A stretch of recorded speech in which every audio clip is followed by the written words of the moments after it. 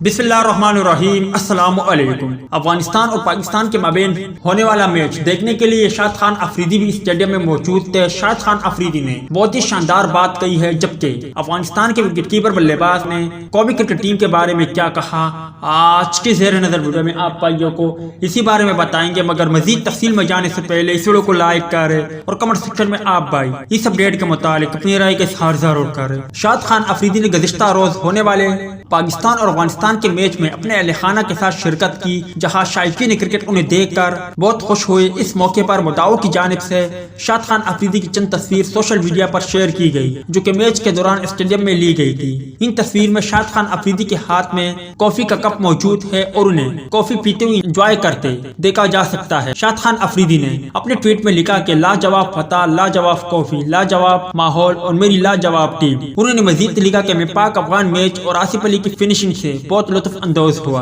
उनसे जब सवाल पूछा गया कि आपको नहीं लग रहा था कि आज शाद खान अफरीदी खेल रहे हैं, तो शाद खान अफरीदी ने बहुत ही दिलचस्प जवाब दिया कि वो तो मुझसे भी ज्यादा छक्के लगा रहे थे।